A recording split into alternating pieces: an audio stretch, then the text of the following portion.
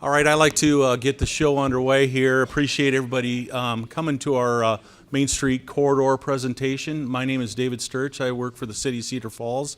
I'm in the Community and Planning Services Department. We have other staff members around the room here to answer some questions after the presentation. But today we're going to go through PowerPoint for the corridor, and we have Schneider and Associates, Mark and Andrew here to go through that. Afterwards, if you can hold your questions, if there's kind of generalized questions of the corridor, we'll kind of take those right away. But after that, we'll want to kind of break it up so we can kind of mingle around the table, so we can maybe take more one-on-one discussion for like a specific property or anything like that for that. So with that in mind, I want to introduce Mark to go over the presentation. Thank you, David. Mark Parrington. I'm with Schneider and Associates. I'm a traffic engineer with our company. And this evening we just have, like I say, we'd like to give you kind of a brief overview, remind you of some of the things we talked about at our first meeting, and the background behind all of this project and study and what we're doing. And then also we'll be talking some about the alternatives we've basically been looking at with this corridor as the city considers it for reconstruction. So just basic outline of some of the items we're going to cover tonight, the alternatives. We'll get into the details of some of the intersections and what we're going to do. We're going to look at the overall operations and comparing these. We've got some cost information we've put together for you to understand as well, and finally some recommendations we have for you. Again, just a quick background, some history on the corridor. You know, it's been a 4-lane undivided road for a long time. It was Iowa Highway 58 up until about 1993. And again, some most recent activity was about 10 years ago or so. It was overlaid to fix up the pavement that was out there. And really at that time, even back in that day, it was considered should some alternatives like what we've laid out and you've seen back there, a 3-lane was considered at the time if it was a proper transition. The study area for this particular work we're looking at is essentially what you see on the map there before you, which is from a point north of University, kind of around the McDonald's driveway right in there. That's where the pavement transitions from concrete to asphalt. And then we work our way all the way up to 6th Street, essentially just up here shy of the intersection right outside the building. You know, generally, as most of you know, we're here. It's overall a residential corridor with a little bit of commercial down in the one end down there along south of 18th Street, but that's what we're working with. Again, as you know, the corridor, our primary reason here is it's time to reconstruct the corridor. The maintenance activities that have taken place on it, I've tried to kind of do Band-Aid approaches over the year, and every corridor gets like this, highway gets like this. It gets to a point where all the little patching and everything, it just doesn't do you much good anymore. You need to start over, kind of rebuild the base. Again, this is a highway that was constructed many, many years ago and doesn't have some of the features in it that we put into highways today to help drain the water from underneath it and just help it hold up to time as we get the various traffic levels through it. So it's reached that point. So given that, we've got some other things going on in there with utilities, and those are as simple as the lighting poles through there that if you go look at some of those are extremely rusted and getting to that point of they've reached their life.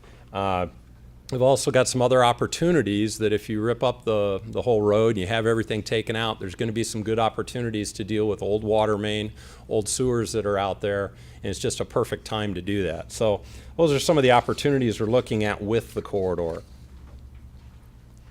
You know, so again, this reconstruction is an opportunity to really make some changes. It's the best time to do that. We're kind of talking about a fresh start, if you will. So that's why the city, we sat down and had conversations about this is the appropriate time to take a look at, well, what makes the most sense for this corridor and what it is now and what we think it will be in the future. So we took a look at, we gathered a lot of traffic count information out there. We always gather a lot of safety as paramount in everything we're doing, so we gather a lot of crash information. And the idea behind all of this was we wanted to create a plan for the corridor. Again, not get down into every little detail right now of exactly a foot here, a foot there, things of that nature, but really just kind of create a plan for the corridor so that as you start taking steps forward to plan for this rehabilitation work of what that corridor will look like in the future. The other key point to that is making sure that as we look forward on all our roads and streets these days, is we make sure we try to accommodate all travel modes as best we can. Every corridor is an overall transportation corridor. It should serve the land uses that are adjacent to it, but we also want to make sure and take care of not just cars and trucks maybe to commercial businesses, but we also need to take care of pedestrians, bicycles, all other modes of transportation in the corridor. So that was a key point of what we were doing. And lastly, the reason we were doing all this is we want to gather and consider all the input from you folks who maybe use the corridor on a regular basis, you live on the corridor, or you have a business in the corridor. We find that your input is tremendous, and we really value that, and we are here to listen to you, and we want to hear your input tonight. Some quick background that some of you learned about if you came to our first meeting back last fall. Essentially, we look at the traffic in the corridor. That's one of the keys. And you look over the years here, and you can see from 1985, here we were on this nice steady uphill. Traffic was continuing to grow. And then we got in there, and Iowa 58 got constructed through there. And you can see that immediate removal of traffic out of the corridor. And then it kind of reached a bit of a flat line through there. It was right around 10,000. And so essentially when they built that highway, somewhat of a bypass out there, I know we know it in a lot of different ways over there and the type of land uses along it with the retail and all, but a lot of that traffic moved out of the corridor, and so the nature of Main Street really changed when you take a look at things. So that's something important for you as you think forward on things of what we're looking at, where again, growth, and then all of a sudden we go down and we just kind of stay in this flat line pattern over the years. Now, what that really tells us too is we're dealing with an area where the land use is very stable. I know we see things changing, maybe a new building here or there, homes, a little bit of change, but overall, all the land, which is what generates the traffic in and out of it, is not really changing, and it's fairly static around it. So that's why we don't see the traffic changing much in the demand to the corridor. The other important thing, as I mentioned, is we're dealing with the crashes in the corridor. We take a look at that. It's important in our decision making and what we do as we move forward. Again, that highway was designed a long, long time ago, and it was designed for probably way less traffic than this where it even started at here in 85. And we want to take a look and understand what's going on. The main point out of this, and we have a larger graphic in the back that we can talk with you about later if you have concerns, but where you see some of these large, these higher number of crashes, and these are over a 5-year period, those are the intersections. And that is typically where we see the biggest conflict, is things like 18th Street, 12th Street. This is 18th Street here, and actually happened to have 18 crashes in the time frame. But you see through there, you also see kind of all these other crashes in between too, and that's nature of the corridor. We have the side streets, we have some driveways coming in and out, so we kind of see some consistent patterns. One point I would make is that this crash rate for the corridor is kind of equal to an average in the state when we look at this type of a road, the type of land uses. So it's one thing I would emphasize is that the corridor does kind of perform in a generally safe manner. There's always going to be some crashes out there, whether they be related to weather, whether they be related to driver distractions. But again, overall, the corridor does perform pretty well. Just some other background as you think about the corridor and what we want to do with it. This was something that was brought into us right at the beginning of the effort, is the reality of the bike network plan that was put together by the planning group. This was put together and adopted to talk about different things we wanted to do to try to create a greater degree of mobility in the community with bicyclists. And so you can see in here Main Street identified through here. And you can see the identification for the bike lanes in it as a possibility. So that was something we wanted to point out too. Again, that was something that went into some planning efforts, and it was kind of an input at the beginning of what we were looking at with this corridor. The other thing to keep in mind is, I know we have with Clay Street, we have some sharrows and some bike lanes out there, and we also have the recreation trail just over along the creek, adjacent to the corridor as well that we considered. Land use, another important aspect for us is looking at the land use within the corridor. Again, you see Main right through there. There's the downtown area, so right up in here, 6th, and we come on down all the way down to University. Again, for the most part, we have all this yellow and orange. We have a lot of residential within the area. We do have the kind of the bookend up here of the downtown area, and then certainly, connecting to University with the commercial over here, and that little bit of commercial I talked about there. But again, a pretty straightforward corridor with a lot of residential use. Again, that's why we see the volumes we do. And again, as I referenced 58, when 58 came in there, it kind of changed the dynamics of Main Street and what it had always been up until that point, where it really was the highway for through trips in the area. So I guess a last point in that, as we put those things together, we talked about the safety, we talked about the traffic data coming out of the counts and the land use. The other thing we do is we try to look forward and talk about, well, let's look back about 20 years. Here we are sitting out here in 17 and going back about 20 years, what has our traffic been doing? And then how do we see it going forward? And we kind of worked on that from a couple aspects. Again, we look at that history, we look at that land use and try to understand, is there any big dynamic changes?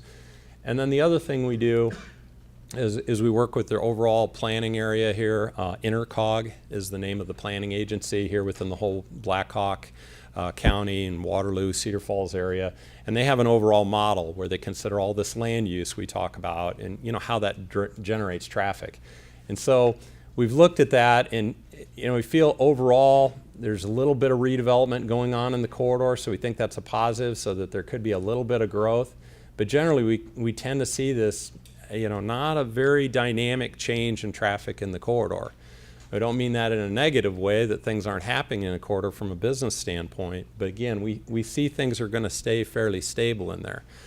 Sometimes what we forget in corridors, you may have a business or something closed, so then traffic, some of that traffic goes away, but then we reopen something, that traffic just comes back. So that's, again, why we tend to see, when you really look over time, just kind of this stable period as you go through here. So that's what we feel is ahead of us. We're not in a high growth area where all of a sudden that traffic is going to take off and double or something like that. Okay? So with that said, I'm going to turn this over to Andrew. He's going to talk about, with our company, and talk about the alternatives we got to put before you this evening. So here's probably the part that is kind of the new from our last meeting / what's most interesting to most of you here. But so we've got sort of our three main alternatives for the entire corridor that we've been looking at over the past several months. First, you've got the option of just putting back exactly what you got out there. You've got the 4 lanes. It works all right out there. There's not that much congestion. We've said that there's not really a ton of people getting hit out there. Obviously, there's some crashes, but it's not significantly above the state average. But we wanted to see if maybe there was something that might make a little bit more sense. So we also considered a 3-lane throughout the corridor, which would basically start at Searly. You'd leave kind of the 5-lane that's there between University and Searly. And I'll get kind of into more of the details of each of these. But so that's the second option. And then the third option is, once you kind of get into that residential area that we talked about north of 18th, you don't really have a lot of driveways. You don't have a lot of businesses, so there's not a lot of people that need to turn for that center turn lane that you would have with the 3-lane. So that gives you the option of having a median in between each of the cross streets, which gives you kind of an opportunity to provide some aesthetic improvements. You have some green space there, maybe some planters, that kind of thing. So on to kind of the first alternative. This is basically what you see as the corridor today. Generally, you've got about 80 foot of right-of-way, probably about 48 to 50 feet from curb to curb. You've got about 4 12-foot lanes, sidewalk, both sides of the corridor, except for south of 18th. You don't have it on the east side. That's what the little asterisk is there. And some of these lane widths and such vary throughout the corridor based on right-of-way and if you bring the curb in a little bit, but that's just generally what you're seeing out there. And some of the pros of this, I mentioned that you get pretty good traffic flow throughout. You don't see a ton of delays, a ton of congestion in your peak hours. You also have a lane that's pretty easily converted into a parking lane for Sunday, when the churches need that space, there's not really a lot of traffic out there that conflicts with it, so that lane can be pretty easily converted. Some of the cons of that is that it doesn't leave any room for those planned on-street bike lanes that we talked about. It also doesn't improve safety from its current level because it's just going to stay kind of how it is. And there's also the 12th Street / Waterloo intersection that I'm sure a lot of you have been kind of stuck at, where you're going northbound and there's nobody coming southbound, but they still have the green and you have to wait for them. And that's a great thing for safety because you don't have left turners that can't see each other, but it also does kind of create some increased delay and probably some frustrations for people. So for the second option, we have a 3-lane throughout the corridor, which would basically, like I said, from 6th down to Searly. You've got 2 through lanes, 1 in each direction, center left turn lane, and then bike lanes, where basically the goal would be to keep your curbs exactly where they're at now, so you're not moving out, you're not going to be trying to take any trees or anything like that. And we'd also plan on including sidewalk. Whether it needs to be repaired, you might increase that to 5 feet where there's 4-foot sidewalk now. You could also try and put in sidewalk south of 18th on the east side where there currently isn't any.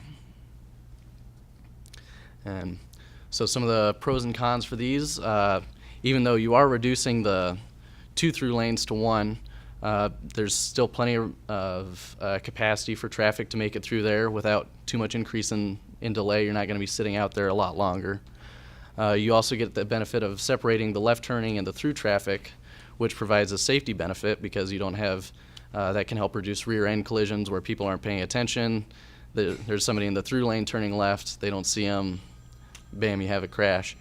It also helps with the operation at 12th, in fact, because where before you're sitting there northbound waiting for southbound traffic to go, and then you have to kind of take turns.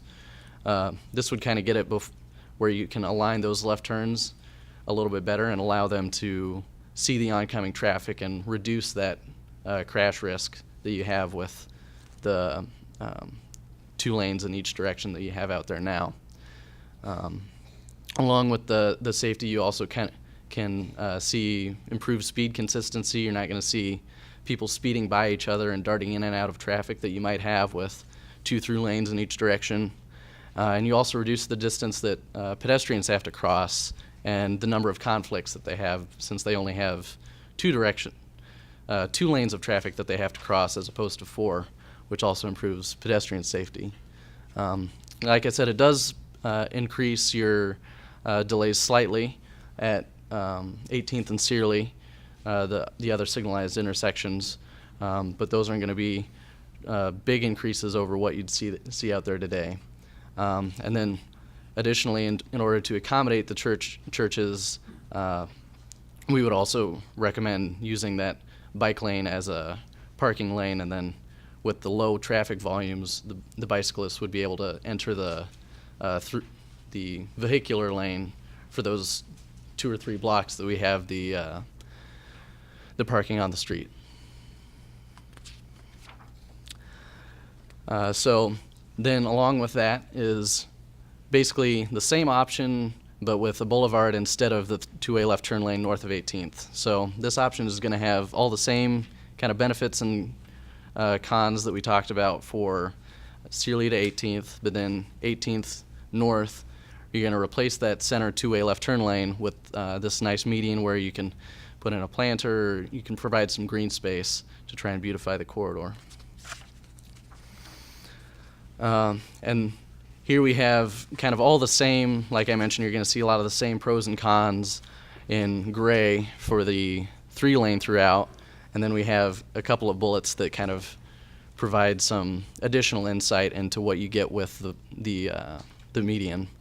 Like I mentioned, you can have the opportunity to kind of provide an aesthetic improvement to the corridor, but one of the issues is that if you do have the boulevard, you're still going to have the increased width that you would have with the bike lanes, even if you decide not to have bike lanes in the corridor. You're not actually going to be able to pull that curb in and save any money because you need to have that additional space to allow emergency vehicles to get by if you're either stalled or stopped in between one of those blocks. You don't want to have your fire truck pulling up onto the median, or you don't want people pulling up onto the median or off to the side of the road.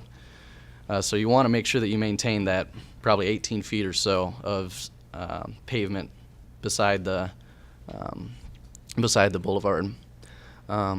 There's also a slight potential for increased delay if you're turning left and you can't get all the way into the median openings at the cross streets. That could provide some annoyance for people behind you. It would obviously be designed to allow people to get over, but that might not always happen. There's also a new maintenance effort for the city, so some of the savings that you might get initially by not paving all of the roadway, you might actually spend more on the effort to upkeep it over the years. And finally, there are some accesses that would have to be converted into a right-in, right-out, but you would also have side street access and the ability to go up to the next street and make a U-turn. So I'll turn it back over to Mark to kind of get through the rest of the alternatives and wrap it up.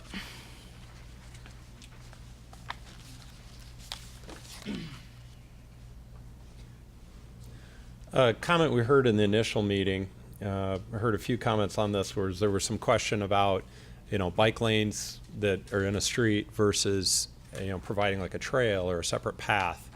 You certainly have both features like that in Cedar Falls. You've got corridors that very much have the trail along them. There's some pieces up there along Hudson where I know we have trail, or as I mentioned, even the rec trail right over here by the creek. And then we have some other places where we have the current bike lanes. That question was asked about, well, what's kind of the difference in those? And, we've put some pros and cons up here, and all of these things, I won't say that any of these are perfect science. A lot of these are in the eyes of the beholder.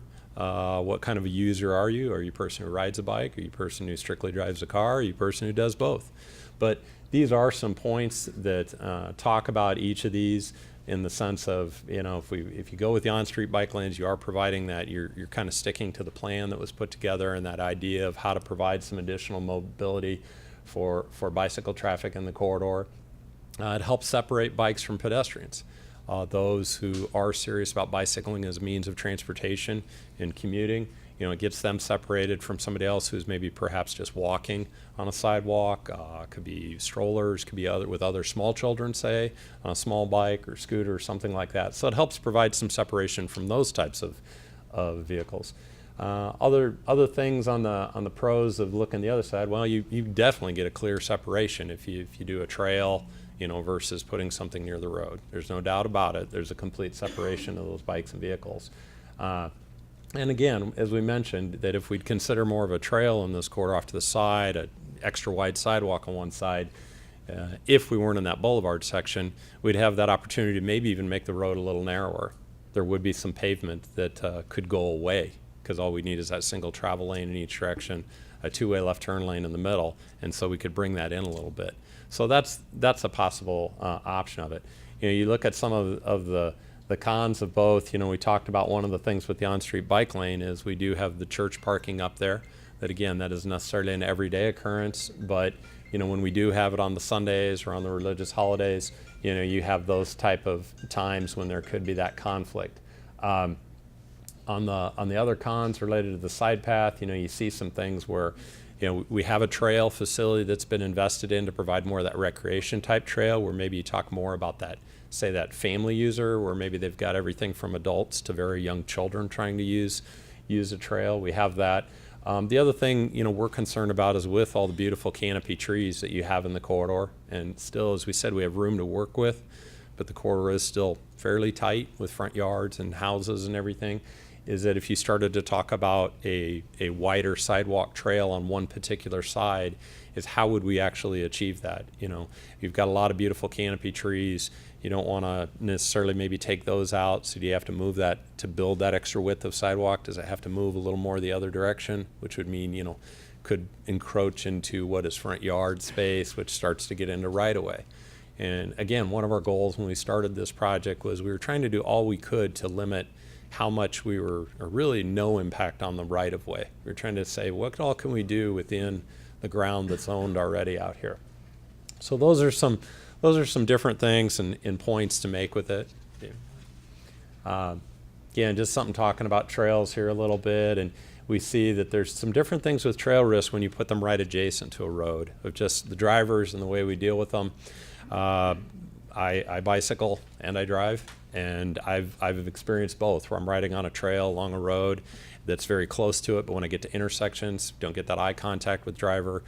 Sometimes they're not really looking for me as they pull up on a side street or a driveway, or if you're looking to make either a right turn on red at a signal or just from a stop sign, what are you doing? You tend to look left because you're worrying about that traffic coming at you, and you may not think to look back right again. So, those are just some things that they do happen with it. I mean, anywhere we have the intersection of a traffic lane with another traffic lane, a sidewalk with a traffic lane, everything else, I mean, there will be conflict. We can't ever totally eliminate conflict. So when we focus in, we've talked a lot about the corridor in general. Andrew gave you those ideas of the cross sections of just how do we take that width and how do we slice it up in these different options we're looking at. Some of the key points to how the corridor works, as you all know, is when you get to the intersections. How do the bigger intersections work where we have the traffic signals today?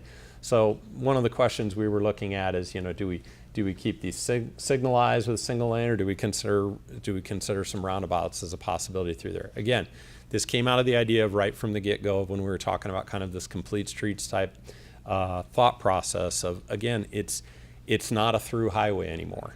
Main Street is not. It had that purpose a long, long time ago, and now it is really kind of a neighborhood collector street through there. It allows people to move north-south, a good distance, but overall, the idea that how do we kind of create a corridor that maybe calms things down a little bit, so that for the nature of the corridor with the businesses and the residential that it's along there, that it makes it really a nice space.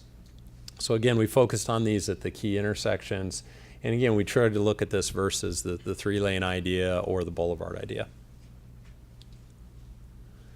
When we look at Surly, the main idea there is to keep it signalized. We've got drawings on this in the back, so you'll be able to look at this a little closer if you'd like, and if any way this impacts you. But essentially, when we look at Surly, when we come up from the south, we mentioned there's those 5 lanes out there. We really need those as we approach University off here to the other side and all the traffic there. So as it comes up, though, what we do is we make the transition. We still have a left turn lane, we have a through lane, but we look at just a right turn lane in transitioning out of it. And then what you see on the north side is the 3 lanes. You'd keep the intersection signalized. You can see where we're showing the sidewalk coming off, and you also see in here the bike lanes that are on either side. Now at this point, at this intersection would be the transition from the bike lanes to utilizing, getting back over the trail system, which then takes you over along the creek. Because again, we're just really lacking any room in here to be able to try to accomplish that and make everything coexist. So that's what we're looking at Surly. 18th Street, we still feel confident about needing the signal there. Again, you kind of see how the 3 lanes come in, left turn lane, through lane, right turn lane opportunities, the bike lanes mix in. And the other thing we looked at Surly, and more so at 18th, is that if you'd consider a roundabout at one of these intersections, at our first meeting we had some examples on these, is that we start to talk about needing a roundabout that's 2 lanes all the way around as opposed to a single lane. And so obviously, as you can imagine, that just takes a bigger footprint of area. And the difference with roundabouts is you start to get into these corners is where, and the other thing we're dealing with Surly is we had at 18th, we have a culvert under here with the creek running through here, some driveways, we have large vehicles coming through here, so some things that we need to still try to accommodate. I guess I didn't mention is that Surly, there's a bridge just right there on the south leg of the intersection. And again, as we're looking at this being a rehabilitation project, we're not trying to get into a lot of cost, mostly focused on the pavement of the road. And so one of the things we were trying to do is say, well, we're working within that bridge that's out there. It's in good shape, and so boy, if we don't have to widen that, change it, there's a lot of expense there when we start tangling with either a bridge or this box culvert running through the intersection. So again, we look there, we think signals just we stay that way there. So we get to 12th Street, and we really have a couple options here that we think are feasible. We look at the signal and how it can operate. Andrew talked to you a little about now that we line up those left turn lanes, and we have that kind of alignment and sight distance that you have at so many other intersections where you have left turn lanes across from you, it gives us opportunity to get those people out of the way, and we can get rid of that split phasing of the signal. I've done split phasing out there over my years, and we've done it where we've had an absolute tremendous amount of left turning volume, or we've had a very, very serious left turn problem that we know we need to correct, and we just have no way to build our way out of it.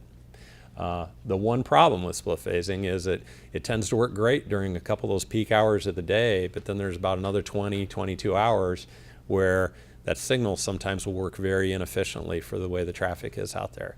So this would allow us to get rid of that staggering north-south operation with the traffic signal, align the lefts, and just do a traditional traffic signal at the intersection. So again, drawings are in the back, you can see it, but you can just see how the bike lanes just work right through the intersection. If you notice, we're just kind of showing, the curb is kind of out there where the curb is today.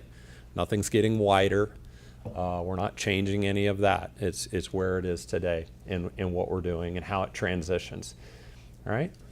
This is the option for a roundabout. We think a roundabout is a feasible option at 12th. I think the one caveat I'll put on that is if the right-of-way is available. As we mentioned, the one thing you get with the roundabout is you need that bigger footprint, but you can see these bright yellow lines here. That's where the right-of-way is today. And you can see, again, we have a bigger layout of it in the back you can get a look at, but you can see where we've put the sidewalk. And we've laid this out to what we believe is generally the size you'd need for the vehicles going through it. We have different demands we have some commercial truck traffic. We have a fire station to the south. They need to travel through here, so we need to make sure that those vehicles get through adequately as well. But you can kind of see the layout. So what it comes down to is the city, on the positive note, you've got the fitness center over here, so that's your land, so not as big of an issue there. But we do have 3 other corners where it would encroach. To add to that, in these corners, we've got some hills, if you will, small grades, but when you start pushing that road out and sidewalk, it may take some, I think there's already some steps and a little wall over here that would have to push back a little more. The plus side of this is you get some benefits of very efficient flow. The traffic at this intersection is fairly balanced. Main Street is the greatest amount, with probably this east leg being the next busiest, but it's much more balanced than the other intersections, and that's when roundabouts tend to work really well, is when you get that balanced flow, everybody just kind of arriving and moving. And my other challenge for you is to think about a roundabout is don't always think about it in the peak times of the day, but think about it in some of the non-peak times of the day. The advantages that can be to that of pulling up and being able to just proceed after a simple yielding movement.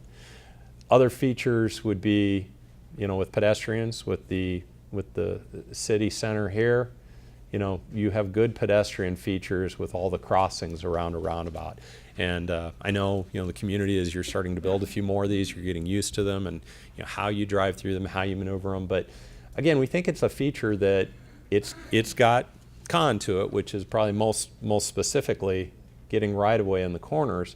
But we think there's opportunity, and really there's never a better time than when you're totally reconstructing an intersection. This is the time to think about something like a roundabout. Because if you're going to rip up all that pavement just to replace it because it's all bad and needs to be replaced, now's the time to make this consideration. You save on signal costs, putting a new signal in, or rehabbing the signal that's out there. You save on long-term maintenance costs with that. So again, everybody I know has strong opinions on them, plus and minus. They are proven from a safety standpoint, though, to operate quite well. They really do. And we think it could kind of enhance with, again, we're up in this neighborhood area. We think that the thing about the roundabout is you definitely get a lot of traffic calming features out of that kind of slows people down. And they have to get through it. So we think that's another advantage. You just get this idea when we talk about these complete streets that kind of consider all modes of travel, and the fact that we're dealing with this residential area that the city and everyone, I'm sure, wants to keep vibrant and a very nice, attractive area. These are the kind of features that can help. What you also see before you, too, is it shows these boulevards kind of coming in. Really, the roundabout could be done with whether you do a two-way left turn lane out there on Main Street or whether you do the boulevards. It could be done either way. So it kind of fits with either in what we're looking at, okay? You've probably had some other meetings as traffic engineers get in front of you. We talk about this alphabet scale of A through F with how our roads perform. Essential grading, A being great, F being awful, doesn't work well, things are backed up and congested. What we just wanted to show you comparatively is you just see a lot of B's and C's up here in this table. This is out in our future year where we grow that traffic. And essentially you see this 4-lane where everything's kind of in B's and C's, and we've rated a lot of this at the intersections, because those, again, those are kind of the constriction point to any corridor. But what you see is if we go to the 3-lane with the signals, you'll notice through here there's just a slight decline at 18th, and this is even in the peak hour. So this is in that peak hour, 45 minutes in the evening peak, that there's a slight actual decline. It'll go down a little bit, therefore meaning you'll have a little bit more delay at it if you go to this 3-lane option. Then you see with the roundabout of it performing in a similar fashion to the others. So that's the point we want to get you to understand, is that this corridor and what we're looking at is overall 4-lane, it's alternate 1, alternate 2, alternate 3, they all kind of perform. We're not really dealing so much with an issue of capacity out there. So much volume demand, we don't know how to get it all through there. It's more a case of they all perform pretty well in the way us professional traffic engineers judge this. It's just making some choices about some other features that are appropriate in the corridor. So if you look at that, the other thing is we look at the delay through here. Delay, we were thinking we probably really should have told you about the travel time it takes to get through the corridor. If you think from University to 6, I think it was about 4 to 5 minutes. Is what we were talking about. That's just kind of the general range, depending how maybe you hit signals or somebody else turning in front of you and you got to wait a little bit. When we talk about delay, that means you're stopped or barely moving. So when we look at the corridor again, we see this 4-lane. When you look at it with just like it is today, if you will, well, this is the kind of delay you might receive as you travel through in that kind of 4 or 5 minute journey through the corridor. If we go to the 3-lane, we are showing, I'm not telling you that it's going to be completely faster. There will be a slight delay. But I've told people in other meetings like this when they're considering these kind of features in a corridor is asking yourself, you drive through there, that is my route that I drive from my job to my home, whatever it may be, to my home. Okay, we're saying in general you might have 13 more seconds of delay when you go through there. We know for a fact the 3-lane will perform safer.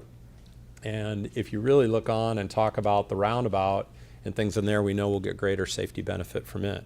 So when you look at it, you are trading a few seconds of time, but we know that it's better feature, and we get a lot of other benefits from going with something like a 3-lane corridor versus the 4-lane corridor. What are we doing here? All right, keep moving along. So the cost opinion, we just wanted to share this. This is a very loose number, but it's more looking at the magnitude of these numbers and comparing them. Essentially what you look in here is you see this 1, 2, and 3 that we talked about. If you look at these numbers, they're all very similar, where we put together just some costs. We're looking at around $4.5 million, up or down. These are very, very early planning numbers. But we did this as a way to kind of have a comparison for you to understand. You look at those are essentially in a real similar, ballpark of what we're dealing with. Now, when you start to look at, a roundabout add costs. There's no doubt about it. There's right-of-way that might have to be purchased or would have to be purchased.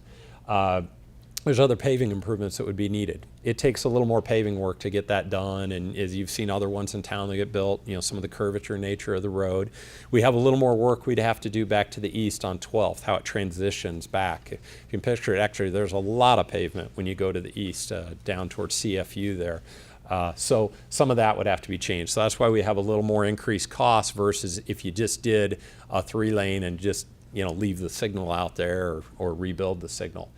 There's other things you can consider. These are just construction costs. There's long-term maintenance costs, energy to run a signal, maintenance crews. There's a lot of other things you can consider, but that was something we wanted you to be aware of. Then we talked about, the question was raised about trails, and we see some things with trails of, is there any benefit to if we do the 3-lane alternative where we just put that 2-way left turn lane all the way through the corridor, and if we say we don't want bike lanes, but we'll build like a real wide sidewalk on one side, well, there is some savings to that because we can indeed make that street a little narrower out there with the lanes, it would take a little more sidewalk width. But when you offset all of that together, there is a slight savings. So you see just a little bit of savings in that. When we look at the off-street trail, but we have that boulevard alternative, as we told you, when you have that boulevard, we can't really narrow up the street because we have that problem of emergency vehicles or stalled vehicles and being able to get by someone. We also have the church parking in there too. So we still have to keep that street width out. So really we still have all of that pavement, plus if we talk about doing this wider sidewalk, and we have concerns in there of just costs related to possible tree removal, or if we actually get into a wide sidewalk trail would possibly require some right-of-way, if that would even be a path, if you will, if somebody wants to, go down and pursue. Okay? So in summary, what we're really looking at is with 2 and 3, which is really the basic 3 laning, is that it really accommodates more modes of our traffic. When we look at the bike lanes, the 3 laning, everything we're trying to do. We know the 3 laning will bring us things with safety, and another nice thing we get out of 3 lanes is the speed control. We've learned that over and over again in corridors we've done where we have 4-lane roads that aren't busy, aren't as congested, is that people, those that are in a hurry, will go passing somebody else and zipping on, and we get a lot of speed differential. Speed differential is also what contributes to crashes. That's our biggest issue. Our interstates are very safe. You think, man, people are driving a really high rate of speed. They actually are, because everybody is driving at a very uniform speed and you don't have a lot of interruptions. So that's why they actually perform quite well.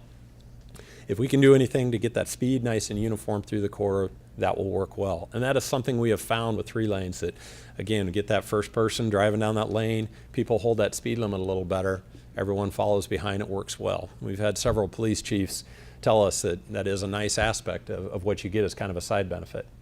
We believe we can improve that traffic flow at 12th. Again, maybe not so noticeable in the peak hours, but in all those other hours of the day, either signal or roundabout, we believe we can make that a lot better. And will you have a few delays with the change like this? Yes, there will be a little bit. But again, we think the offsets of the safety and just kind of accommodating everything and maybe making the corridor a little more friendly to the actual nature of the land use along the corridor, we think is an important element, which in turn leads you to that aesthetic improvement opportunity, that if you really want to talk about that boulevard option, it's just that option to kind of green things up a little bit through there. Whether or not that becomes something more elaborate with plantings or anything like that, that's probably a whole nother discussion of who would take care of that, how that would go in. And again, you get into the issue of people out there trying to work on planter beds, let alone still being a road. The major intersections, like we say, we're not really looking at roundabouts at Searly or 18th. We think we've just got too many other features confining us there that makes it too expensive to get into right-of-way and other issues. So we believe those are best to keep with the signal, plus the size of the roundabout. We might have to go that slightly step up. We believe that roundabout is feasible at 12th. So, in general, let's convert those 4 lanes to 3 lanes. You may hear the terminology out there, road diet. That's what we're saying. It's time for Main Street to go on a diet. We think it's a good thing to do. We think it's got a lot of positive benefits, and we'll find that it'll be, it'll serve the land use very well through the corridor. The bike lanes is part of the plan, and everything that's being considered, we believe they will fit in well. That's still an overall decision related to the bike network plan for the city, but believe it's something that can work and would work in there. If you do, and I've got some ifs on these, if you like those aesthetic improvement opportunities up in the north end of the corridor, then that would be a reason to contemplate that boulevard. Will there be a little bit of disruption, a little bit of delay, and things that may be associated with that boulevard? Yes. The other cons, we talked about a few driveways. We can go back and look at those on the map. There are some driveways that, become right in, right out, versus your ability to turn in or out or exit either direction. So that'd be something that have to be considered. But that is an opportunity. And then if the right-of-way can be obtained, we think a roundabout at 12th would work quite well and fit the nature of the neighborhood very well through there. Again, the big if kind of being deciding to tackle the right-of-way in the 3 of the 4 corners would be the difficult part. So with that said, thank you for sitting there so patiently and listening to us. It took us about 15 minutes longer than we'd hoped. We had a lot of information we wanted to cover. It's good to go through it this way because you do get the opportunity to hear it all at once. What we suggest now is that if you do have some kind of general questions that you have about any of these things we've brought up that you think, gee, I bet there's a lot of other people who might wonder about that same thing, we can try to answer those. We can take a few of those, and then our goal is we have the maps back there that show the two alternatives. We have the intersections specifically that show the roundabout, the signal configuration, things like that. If you'd like to come back and visit, the city staff will be back there, we'll be back there, and we'll try to answer as many questions as we can. Last thing before I forget too is sitting right over here at this table with that blue box on it, that round table, we have comment forms. There's forms laying there.